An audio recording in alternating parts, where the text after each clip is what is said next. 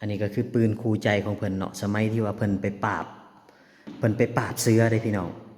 เพิ่นไปปราบเสือเพิ่นไปปราบแข่โอ้ยบอกมาละขนลุกเลยพี่น้องเพราะว่าผมลุกเลยนะเพิ่นไปปราบเสืออยู่อุดมไส้เนาะขอ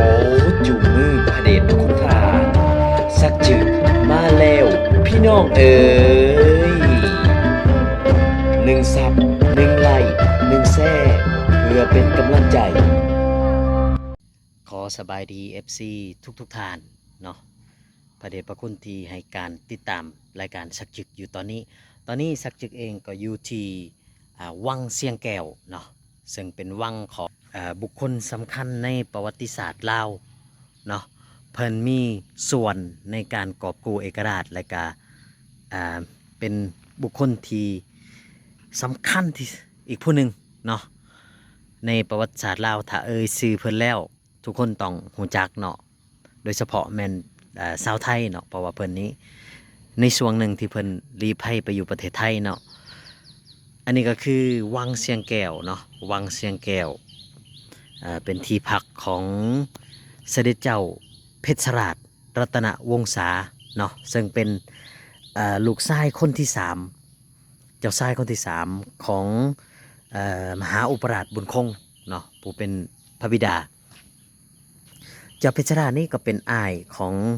เสด็จเจ้าสุวรรณภูมาเป็นอ้ายของเสด็จเจ้าสุพรรณวงศ์เนาะเป็นอ้ายแต่ว่าต่างมารดาซื่อๆเพิ่นมีบทบาทในประวัติศาสตร์และการเมืองลาวเนาะซึ่งมื้อนี้ทางเฮาก็มีโอกาสได้ขออนุญาตทางเจ้าของสถานที่เนาะในการเยี่ยมชมบ้านพักของเสด็จเจ้าเพชรราชเนาะอันนี้ก็คือเดี๋ยวเราสิพาขึ้นไปเบิ่งข้างในกันเลยสบายดีสบายดีนี่ก็เป็นมหาอุปราชเพชรราชเนาะมหาอุปราชเพชรราชนี้เพิ่นประสูติในปีคศ1890เนาะอยู่ที่วังหน้าตามตำราแล้วเพิ่นว่าโกนขามกับโรงเรียนประถมในปัจจุบันนี่เนาะแต่เฮาก็บ่ฮู้ว่าแม่นเฮือนหลังใดเนาะและเจ้าเพชรราชนี้ได้เติบโตในสมัยที่ว่าประเทศลาวตกเป็นหัวเมืองขึ้นของฝรั่งเศสเนาะเพิ่นก็ได้มีโอกาสไปเรียนอยู่ไทยเนาะแล้วก็ไปต่ออยู่ฝรั่งเศสเนาะจบออกมาแล้วก็กลับมาเป็นนายกรัฐมนตรีคนทำอิฐของราชอาณาจักรลาวเนาะเป็นนายกคนทำอิฐเลยพี่น้องและเพิ่นยังเป็นมหาอุปราชเนาะสำหรับผลงานของเพิ่นก็มีหลายเนาะเป็นต้นแม่นว่าการไปปราบเสืออยู่แขวงอุดมไส้เนาะแล้วก็ไปปราบผีอยู่แขวงอุดมไส้เนาะแล้วก็เพิ่นยังเป็นบุคคลที่ประกาศเอกราชจากฝรั่งเศสเนาะบ่ขึ้นต่อฝรั่งเศสในปี1945เนาะเจ้าเพชรราชนี่ถือโอกาสประกาศเอกราชแล้วก็บ่ขึ้นต่อฝรั่งเศสเฮ็ดให้เพิ่นนี้ในเมื่อและเพิ่นก็ถือปลดจากธนนศักดิ์เนาะเพราะว่าเหตุผิดประทัยของเจ้าชีวิตศรีสว่างวงศ์เนาะเพิ่นก็ได้ในเมื่อญี่ปุ่นถอนทัพออกจากเอาง่ายๆคือญี่ปุ่นแพ้สงครามเนาะเพิ่นก็ได้ฝรั่งเศสก็ได้กลับคืนสู่แผ่นดินลาวเนาะและเพิ่นก็ได้ปี1946เพิ่นได้ไปลี้ภัยอยู่ประเทศไทยเนาะอยู่บางกอกแล้วก็ตั้งรัฐบาลพัฒถิ่นอยู่พุ่นเนาะเดี๋ยวเขาสิล่มตื่มอันนี้ก็เป็นห้องน่าจะเป็นห้องรับประทานอาหารของเพิ่นเนาะสมัยตะกี้อากาศจะหนาวบ้านนี่สร้างแบบสไตล์โคโลเนียเนาะแล้วก็เป็นห้องสันลุ่มเนาะเดี๋ยวเขาสิไปเยี่ยมยามห้องสันเทิง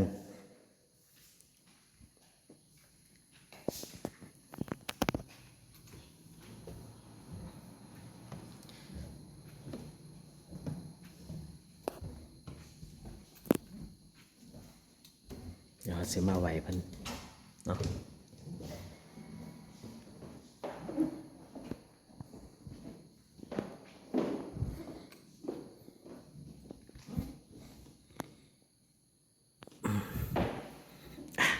เขาก็ได้ขออนุญาตกับเจ้าเพชรราชมาเบิ่งบนนี้เนาะพี่น้องเนาะอันนี้คือห้องชมวิวของเพิ่นเนาะจะสังเกตว่าเพิ่นนี่ได้วางหากฐานในการสร้างวังก็คือว่าตรงนั้นจะเป็นท่าเรือเมเนาะเป็นพระราชวังลังเนาะบอนที่ว่ามีเรือไก่จะเข้าฟังนะ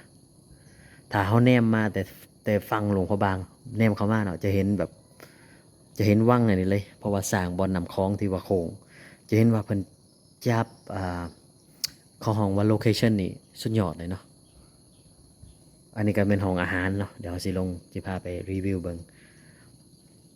อันนี้ก็จะเป็นเมื่อก่อนจะเป็นบอนคนใส่เพิ่นประทับอยู่เนาะแต่ตอนนี้กลายเป็นโรงแรมแล้วเนาะเป็นโรงแรมเดอะแกรนด์นี่ก็คือห้องชมวิวของเพิ่นเนาะเพิ่นน่าจะมักมานั่งชงหนังสืออยู่นี่แล้วก็ชมวิวไปเนาะเบิ่งสังเกตเบิ่งพี่น้องเป็นยังที่แบบสุดยอดหลายเนาะอันนี้แม่นไว้ให้สำหรับลูกหลานของเพิ่นเนาะหรือว่าผู้ที่ว่ายังเคารพบูชาในตัวของพระมหาอยู่เนาะอันนี้ก็แม่นจุดชมวิวด่านตะวันออกเนาะพระอาทิตย์จะส่องมาด่านนี้เนาะแล้วเพิ่นก็น่าจะประทับอยู่นี่เนาะก็เป็นหนึ่งในหูปยันเนาะเพราะว่าเจ้าเพชรราชนี่นอกจากจะมีผายันแล้วยังมีเหรียญเนาะเชื่อว่าคันมีเหรียญของเพิ่นแล้วมันจะปลอดภัยเนาะจากภัยอันตรายอย่างต่างๆเนาะอันนี้แม่นด่านในเนาะด่านในลูกขออนุญาตเด้ออันนี้เป็นห้องบรรทมของเพิ่นเนาะอันนี้ก็คือปืนคู่ใจของเพิ่นเนาะสมัยที่ว่าเพิ่นไปปราบเสือได้พี่น้องเพิ่นไปปราบเสือเพิ่นไปปราบแข่โอ้ยบอกมาละขนลุกเลยพี่น้องเพราะว่าผมลุกเลยนะเพิ่นไปปราบเสืออยู่อุดมไส้เนาะเพราะว่าอยู่อุดมไส้นี้เสือมาอาละวาดและเฮ็ดให้ประชาชนมีความหยาดกลัวเนาะฉะนั้นเจ้าเพชรราชนี้เพิ่นจึงค้านอาสาไปปราบเนาะโดยที่ว่าไปกับฝรั่งเศสแล้วก็มีทหารมหาศิลาวีรวงศ์ไปนำเนาะแล้วก็บันทึกเหตุการณ์ต่างๆว่าเพิ่นนี้บ่หยาดเลยแหละเสือนะสิมาจากโตเพิ่นบ่หยาดเลยแหละเพิ่นมักโดยเฉพาะเป็นกีฬาหลาเหนือเนาะในสมัยที่ว่าเพิ่นลี้ภัยไปอยู่ประเทศไทยเพิ่นก็มักไปกับเจ้ากับนายเนาะในการไปล่าสัตว์แล้วก็มีอีกบอนหนึ่งเนาะที่เราว่าที่ข้าพเจ้าประทับใจหลายที่ว่าเพิ่นไปปราบผีอยู่อุดมไส้คือกันเนาะเนื่องจากว่าช่วงนั้นเนาะประชาชนนี่มีความเดือดร้อนหลายอยู่อุดมไส้นะเฮ็ดให้ผู้คนนี่เสือถือแบบงมง่วยนะแล้วมีหอผีหอโฮงยังเต็มเพิ่นไปเห็นแหละเพิ่นว่าตัวนี้แหละเป็นตัวการเฮ็ดให้เกิดโรคระบาดเกิดไข้ยุงเนาะแล้วเพิ่นก็ไปหอดอุดมไส้เพิ่นก็สิ่งที่เพิ่นเฮ็ดเพิ่นก็คือว่าไปจูดไปเผาบอนที่หกที่คือเนาะเฮ็ดให้ยุงเฮ็ดให้อีหยังไงแหละ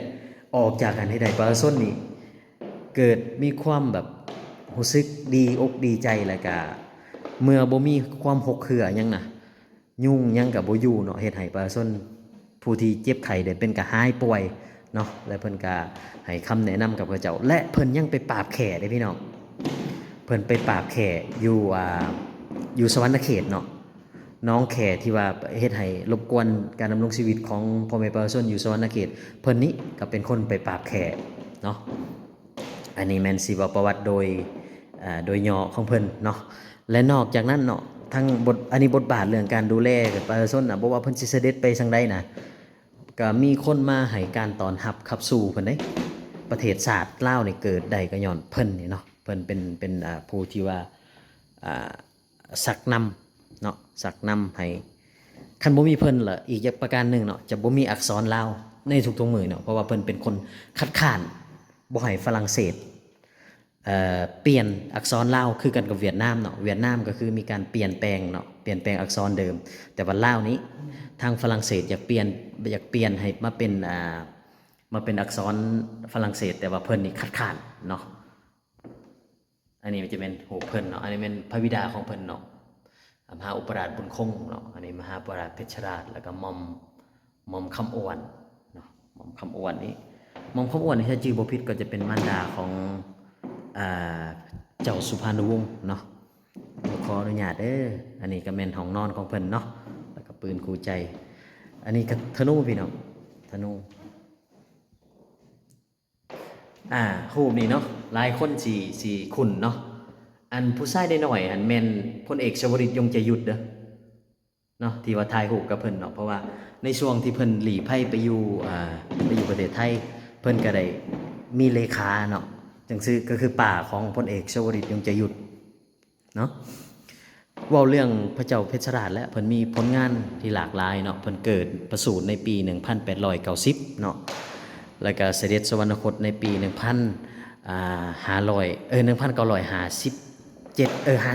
นะพี่น้องเนาะอันนี้เป็นพิธีเพลิงศพของเพิ่นเนาะ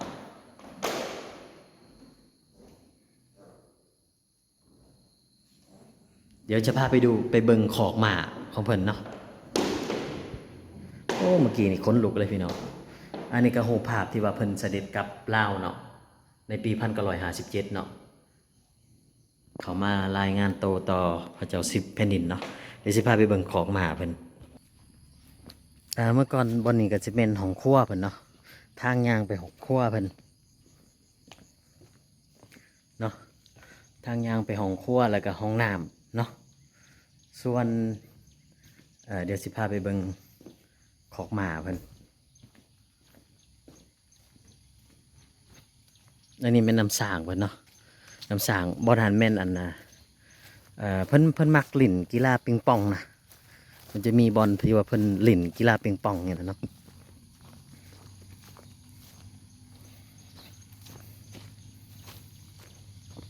อยู่หันก็เป็นสระลอยน้ำเนาะอันนี้เป็นคอกหมาเพิ่นนะพี่น้องเนาะคอกหมาเพิ่นเมื่อก่อนนี้จะมี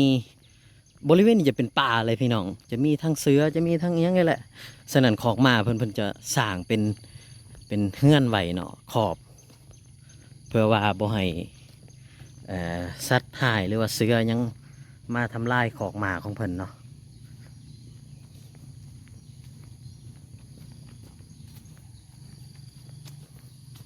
อันนี้ก็เป็นของหมาเพิ่นเนาะ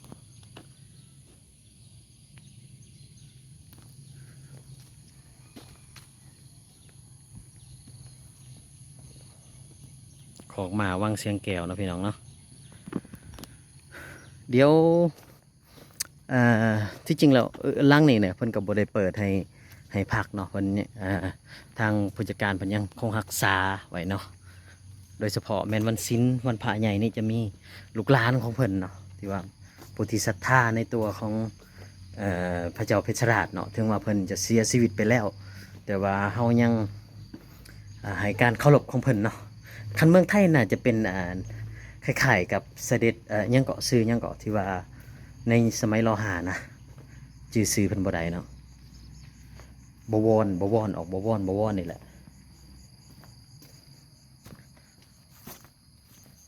อันนี้เป็นด่านทิศตะวันตกเนาะ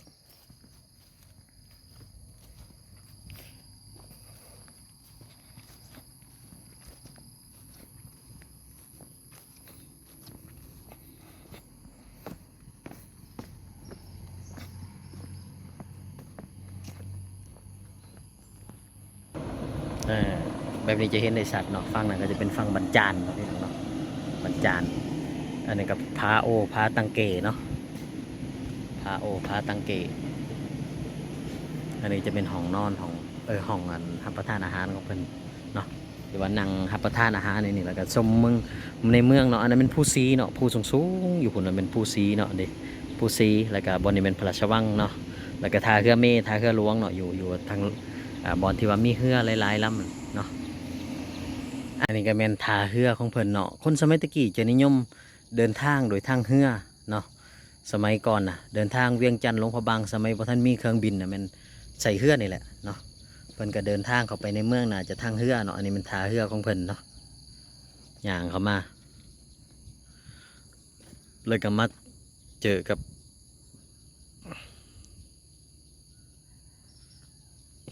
มุมบ้านของเพิ่นจังซี่เนาะแล้วก็จะเห็นรูปของเพิ่นเนาะที่ว่าอยู่เทิงเนาะบ่ได้แจ้งปานใดเนาะสำหรับคลิปนี้ก็ขอขอบใจเนาะทางผู้จัดการของ The Grand เนาะ ที่ว่าเปิดโอกาสให้รายการของพวกเขาเนาะมาถ่ายทำแบบพิเศษเลยเนาะเป็นอนุญาตให้ขึ้นแบบ บ่ฮู้ว่ามีรายการอื่นมาหรือบ่แต่ว่ารายการชักจึกนี้ขอขอบใจทางผู้จัดการเดอะแกรนหลายๆเนาะเดี๋ยวขอขอบใจที่ท่านให้เกียรติติดตามรับชมเนาะขอความสุขโชคดีจงเกิดแก่มิตรรายการทุกๆท่านเนาะสำหรับมื้อนี้ขอกล่าวคำว่าสบายดี